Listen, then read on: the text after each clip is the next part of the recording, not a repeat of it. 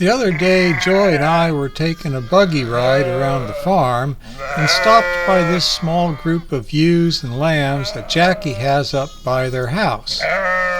We are in the midst of lambing season, and this group is up by the house so they can receive some extra observation. There are no guard dogs in with them. They are safe from coyotes due to their proximity to the house, all the nearby dogs, and the electric net fencing that surrounds their area. Coyote attacks on the sheep are a big problem for us. We are surrounded by woods and forest areas which are tremendous wildlife habitats and support a very healthy population of coyotes. In the evenings, we often hear the packs howling. The problem is that lambs provide a much easier to get meal for coyotes than the abundant population of rabbits in the woods that they would have to chase down themselves. This then is one of the main reasons we have dogs around the farm. The other reason is that we like dogs and cats and enjoy having them around. But the livestock guardian dogs are special to that guarding function, and we need them to stay with the sheep. Over millennia, dogs have been bred to perform various functions. One of these functions is to be a guardian of sheep and other livestock. These are special dogs with characteristics special to the guardian function. A Google AI search provided a list of the characteristics of a well-performing guardian dog. They are loyal, forming strong bonds with their owners and their livestock; protective, will attempt to drive off predators; attentive, are aware of threats and can react independently; trustworthy, not aggressive with livestock and do not roam off; calm around livestock. They have a low prey drive and they will not herd livestock. They bark a lot. They bark when they sense a threat. They are good with familiar people. They're unfriendly with other dogs. They're able to live outdoors. They are with the livestock year-round, 24/7, and they're sensitive to livestock behavior. They adjust their behavior based on what the livestock are doing. This is quite a stringent list, and unfortunately, not all of our dogs meet all of the criteria of that list.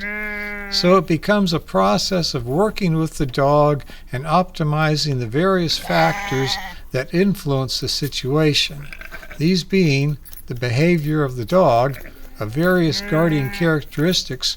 Which one does the dog not do well at? A dog may not be good inside with the flock, but may be good in the surrounding areas outside of the sheep paddocks. The nature of the flock. A dog good with robust senior rams may not be good with ewes that are giving birth. The nature of the facilities. What kind of fences surround the sheep? Will the dogs stay in these fences? Will coyotes stay out?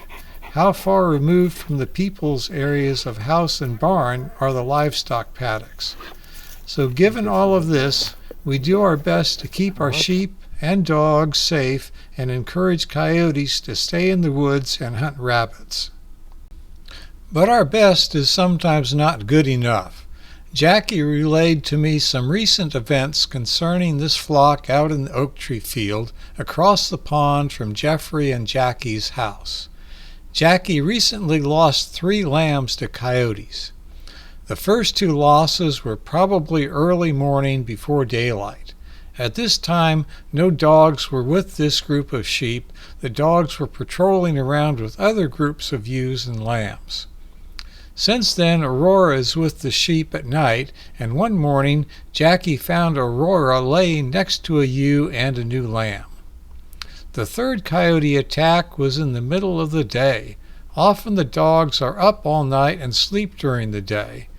Jackie thinks he just couldn't get to where the lamb was fast enough.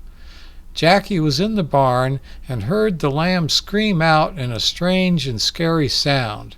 Within minutes, the flock of sheep had run back to the barn area where they usually are confined overnight. Since then, both Aurora and Odin are on 24/7 duty with this flock, and there haven't been any more incidents. It seems like coyotes are always testing the boundaries. So, how do the dogs protect the sheep from coyotes? It is my belief that their physical presence in the field with the sheep deters the coyotes from coming in. They are large dogs and will often just scare the coyote away. I've seen Whitey chase a coyote and then come back to me after it's left the area. Zeus killed a coyote. We were gone at the time and found the carcass in the field later. There were 3 other times that we've actually killed coyotes. The dogs immobilize a coyote and call me by persistent barking, then I kill the coyote. One of those times, the dog guarding the sheep chased the coyote toward the yard near the house, where Jack and Kratos immobilized the coyote so then I could kill it. I'm not particularly happy about killing the coyotes, but it seems to be the most appropriate thing to do. Over the years, we have lost a fair number of sheep to coyotes, both lambs and some adult ewes. Without the dogs, I believe the coyotes would be attacking as packs as opposed to the few stray coyotes that sneak in. Even more importantly, I believe that canines establish territories. At night, we often hear packs of coyotes howling in the not-so-far distance. Our dogs answer those howls with howls of their own. I believe the coyotes are saying, "Is anybody there?" And our dogs are responding with, "Yes, we are here. We are big. This is our territory. Don't mess with us." It is the lone coyotes that seem to give us the most trouble, especially during lambing season. They seem to be always checking around the perimeter, testing the boundaries, and looking for an opportunity. So we need to keep the coyotes out and the sheep and dogs in. Fences play a major role in this, but a fence that keeps sheep in won't necessarily keep dogs in and coyotes out. Digging under is a canine skill. Usually our dogs respect the fences and want to stay within what is defined by the fence as our territory. Sometimes, however, they will dig under the fence. In most cases, I believe they are being enticed by the presence of a nearby coyote. Hero and Thor are now what we call porch dogs. Hero used to be with sheep, but occasionally would get worked up by something and take it into his head to chase and try to grab a sheep. This would result in damage to the sheep, which was not good. Thor was a rescue dog that supposedly was with sheep, but I kind of wonder. In any case, he is young and kind of rambunctious, so we had him with some of the senior breeding rams for a while. After doing a consolidation, his ram flock went away, and we put him with Hero as a porch dog and perimeter guardian. They establish a dog presence on this end of the farm and are very vocal at night when the coyotes are howling. They are usually very good about staying within our perimeter boundaries, but one morning they were missing for breakfast. After searching, I found where they had pushed under the perimeter fence and gone into the neighboring woods where the coyotes hang out. I believe they went chasing after a coyote. By late morning, they were back again, and I found this dig out under the fence by the road where they had come back in. So this story ended well. It has not always been this way. This is Kratos. He was another rescue dog and a terrific protector of sheep. This is Annika. We raised her from a puppy with sheep, and she was also a great protector of sheep. We often had Kratos and Annika working together, protecting a flock of sheep. They did real good together. However, one day they both disappeared. We checked with the local neighbors. No one saw them. They never returned. I think they would have come back if they were able to. I believe they went chasing after a coyote, lost track of how to get back, and ultimately got into a situation where they couldn't come back. They were excellent sheep guardian dogs, and we really missed them. This is Niobe in the foreground, and that's Jack walking away in the background there. They were both rescue dogs. They lived out a long life here on the farm, but they are no longer with us. Jack didn't stay in with the sheep, but he helped establish the canine presence within our farm boundaries, and he typically stayed inside those boundaries until he got much older. Jack in particular, he was a large dog, and he got into some trouble.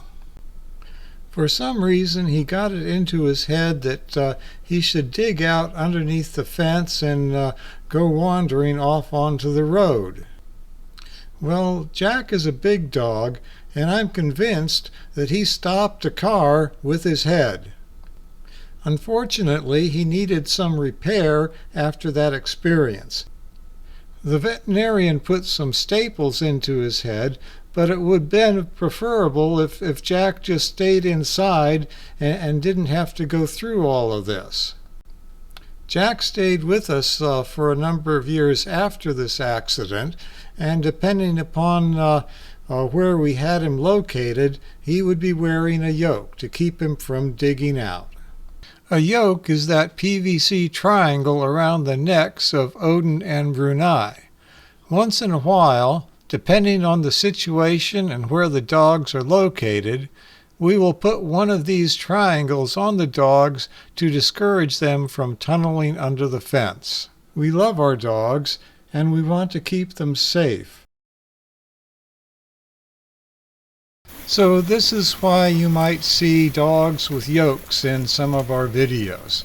Sometimes they have yokes, sometimes they don't. We don't like to have the yokes on the dogs, but sometimes we think the alternative is worse. Hero and I went out to visit Odin and his flock of sheep. I put the leash on Hero. He's calmer that way and hangs around better. And then Odin always likes to have a tummy rub, and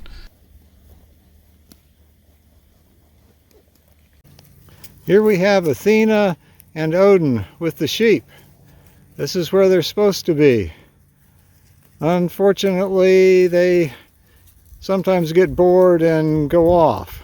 They're staying good in this particular area, but we've been putting them out into what we call the middle beaver field, where I've got some oats and radish and hairy vetch planted. That's good for the sheep. The dogs get bored, and they seem to have taken a propensity to tunnel out when we put them in here. Here's one example of where they were going out. You can see my hat there underneath the fence. A big dig out, well, not really much of a dig out spot. The fence is so high above the ground that it's almost an invitation for the dogs to go out.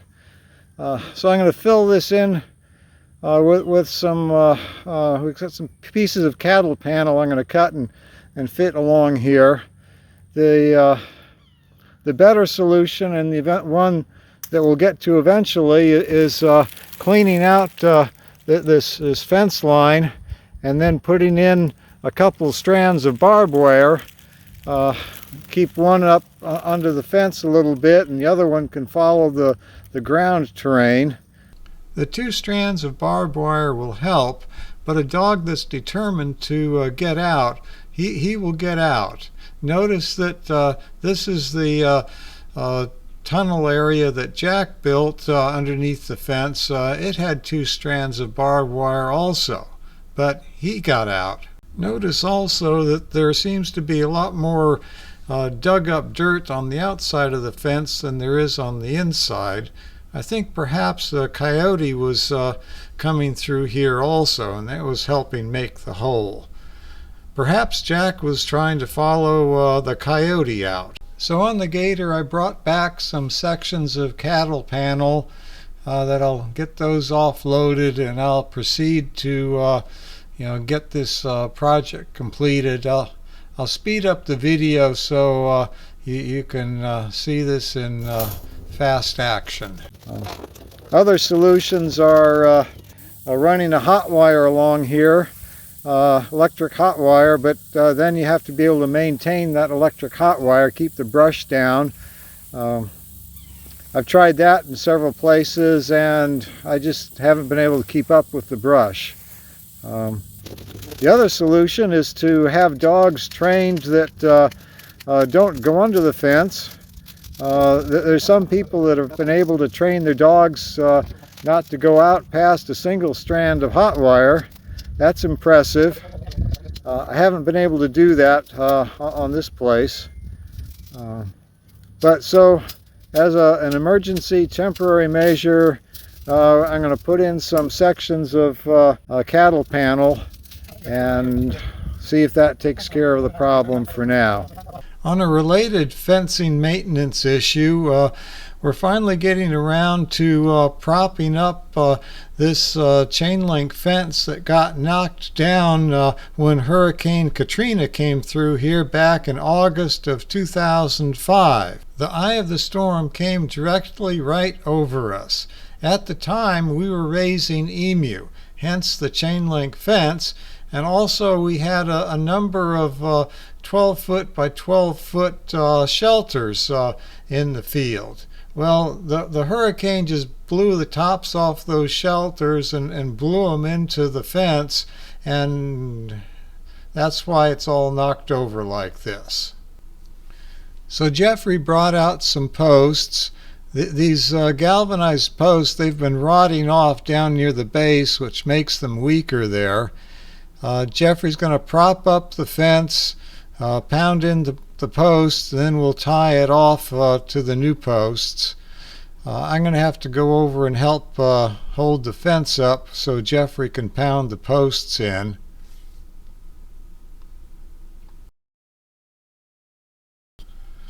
So here's the finished maintenance project. We've got the fence propped back up. The chain link fence itself lasts a whole lot longer than the rails and the posts, but this should be good for a few years more. And so that's it for this video. Thanks for watching Longleaf Sheep Hill Ranch. See you next time.